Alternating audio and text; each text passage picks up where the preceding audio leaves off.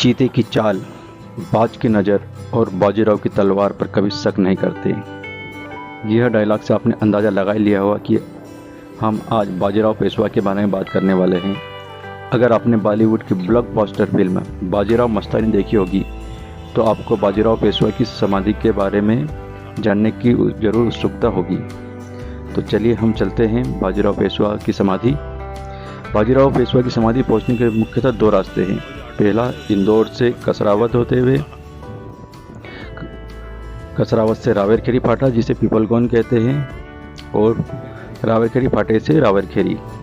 दूसरा मार्ग है इंदौर से सनावत, बेड़िया, पीपलगांव और रावेरखेरी।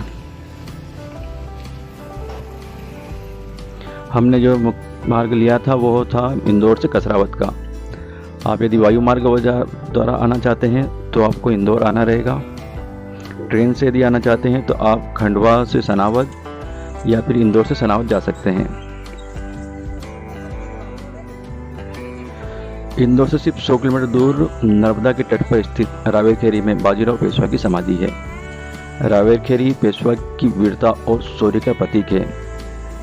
वैसे तो रावेरखेरी एक छोटा सा गांव है, लेकिन यहाँ की संरचना इतनी सुंदर है जो हमें शक्तिशाली मराठा शासक की याद दिलाती है। बाजीराव पेशवा के इतिहास को जानने के लिए रावेरखेरी एक बेहतर विकल्प हो सकता है।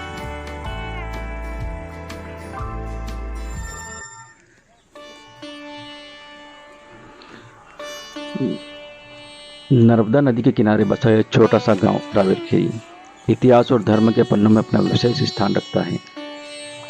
28 अप्रैल 1740 में श्रीमंत बाजीराव पेशवा प्रथम का निधन रावेरखेरी में हुआ था।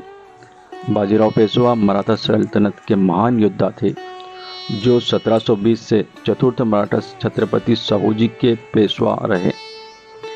इतिहासकारों के मुताबिक महान योद्धा दिल्ली से युद्ध जीत कर लौट रहा था और बीमार पड़ने का उनका निधन यहाँ हुआ था। बाजीराव पेशवा के बारे में कहा जाता है कि उन्होंने अपने जीवन काल में जितने भी युद्ध लड़े हैं उनमें किसी में भी उन्हें हार नहीं मिली। भाट परिवार के 9 पेशवाओं में से बाजीराव प्रथम सबसे प्रभावशाली व्यक्ति थे। उन्होंने मराठा शासन का विस्तार करने में महत्वपूर्ण भूमिका निभाई। इन्होंने पुर्तगालियों और अंग्रेजों के साथ सफलतापूर्वक मुकाबला किया। बाजीराव पेशवा ने एक मराठा एसोसिएशन का भी गठन किया था जिसमें गुजरात के गायकवाड़ परिवार, ग्वालियर के सिंधे परिवार, नागपुर के भोंसले और इंदौर के होलकर शामिल थे। यह जो समाधि स्थल है यह बाजीराव प्रथम के वफादार ग्वालियर के सिंधिया शासक ने रावेरखेरी में समाधि बनवाई थी। यह समाधि एक किले के रूप में बना हुआ है जिसमें बड़े बड़े नायाब पत्थरों का इस्तेमाल किया गया है। किले के अंदर सुंदर आकृतियां बनी हैं जहां से नर्मदा के मनोरम दृश्य को आसानी से देखा जा सकता है। तो चलिए हम चलते हैं और देखते हैं। अभी हमने मुख्य प्रवेश से इस किले के अंदर आए हैं।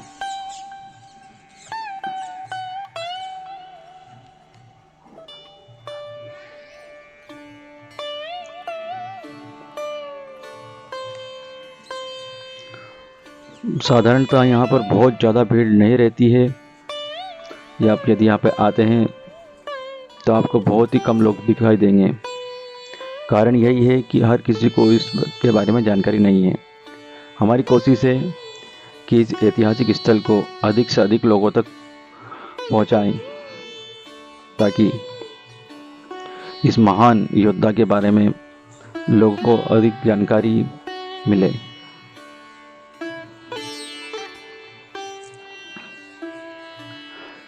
हमने यह वीडियो नीचे से ही बनाया है, ऊपर जाना अलाउ नहीं है।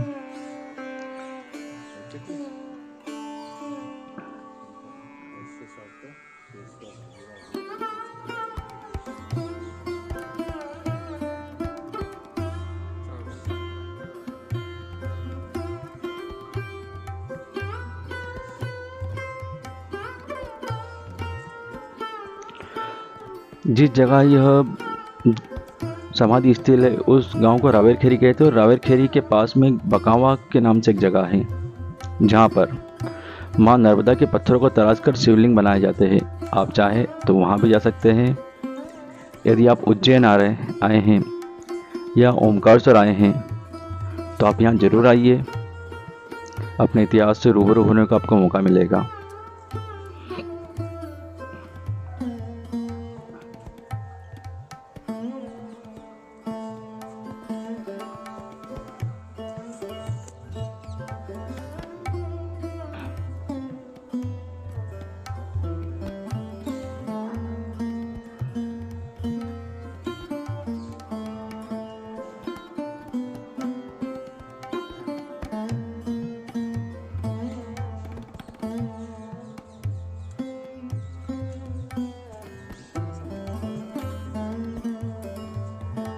हमारी कोशिश रहेगी कि बाजीराव पेशवा की समाधि स्थल को हम आपको पूरी तरह से दिखाएं, पूरी सारी जगहों को कवर करें। समाधि स्थल के सामने मुख्य द्वार के दोनों ओर किले पे ऊपर चढ़ने के रास्ते बने हुए हैं। ऊपर आने के बाद हम आपको दिखाते हैं यहाँ से क्या नज़ारा दिखाई देता है।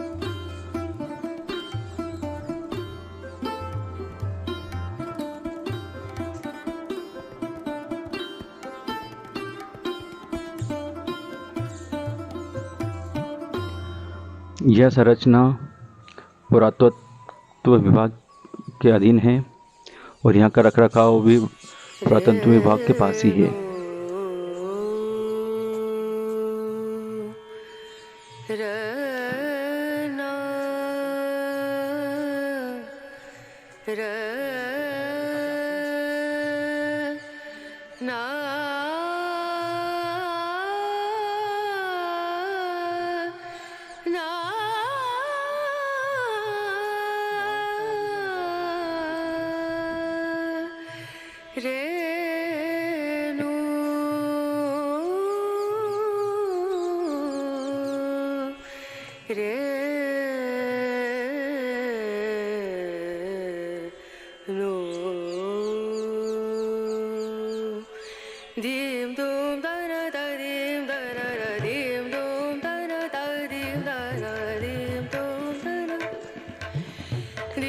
किले के ऊपर से मां नर्मदा का नज़ारा। हमने स्थानीय लोगों से चर्चा की, उन्होंने बताया बरसात के दिनों में बारिश में जब मां नर्मदा में बाढ़ आती है तो यह समाधि स्थल पूरी तरह से जलमग्न हो जाता है।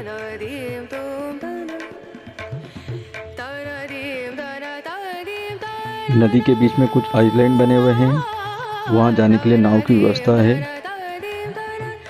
समय के अभाव में हम लोग वहां जा नहीं पाए हैं, शाम का समय हो रहा था। यदि आप कसरावत होते हुए आते हैं तो रास्ते में आपको सियाराम बाबा का आश्रम मिलेगा जो मुख्य मार्ग से 8 किलोमीटर है। आप वहाँ भी ज़रूर जाइएगा। सियाराम बाबा के बारे में जानकारी का वीडियो हमने एक अलग से अपलोड किया है, जिसे आप देख सकते हैं। सियाराम बाबा वही है जो अपने हाथों से अग्नि प्रकट कर सकते हैं।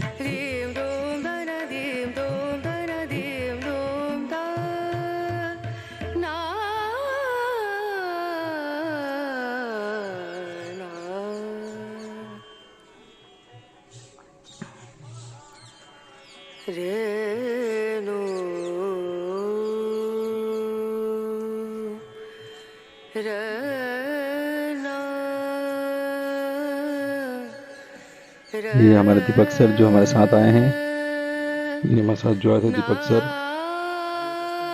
मैंने आपसे 2 रास्तों की बात की थी। एक रास्ता ये है जिससे ऊपर आए थे, और ये दूसरा रास्ता जो कि मुख्य द्वार के दोनों साइड बने हुए हैं।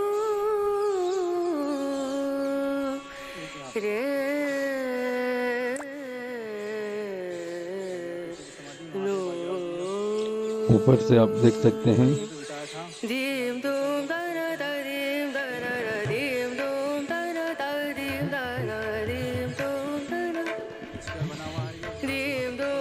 ये पूरा क्षेत्र मराठा साम्राज्य के अंतर्गत आता था। यही पास में ही करीब 20 किलोमीटर तो महेश्वर भी है।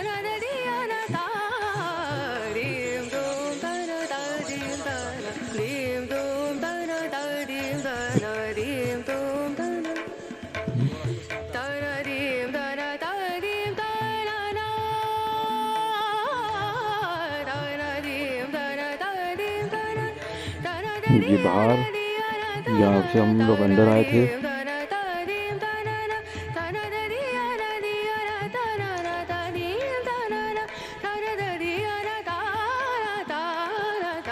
चलिए आपको नीचे चले चलते। नीचे जो बरामदा बना हुआ है उसमें अंधेरा बहुत है वहाँ पर, और शाम का समय भी हो रहा है।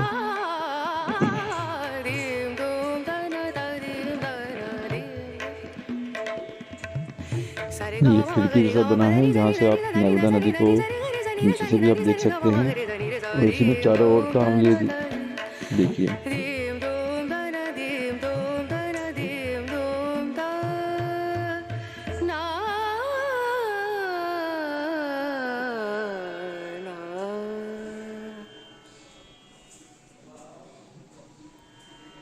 रेणु रना रना।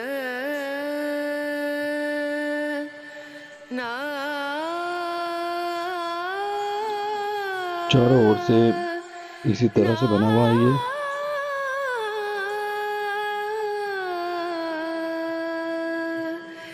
रेणु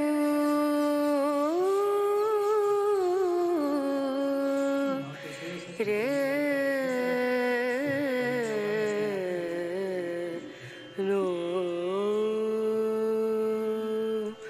दीम दूम दना दीम दना दीम दूम दना दीम दना। ये एमपी टूरिज्म की ओर से लगाया हुआ बोर्ड है। आप इसको वीडियो को शायद पॉज करके रोक सकते हैं, बाकी सभी जगहों की दूरी यहाँ पर लिखी हुई है।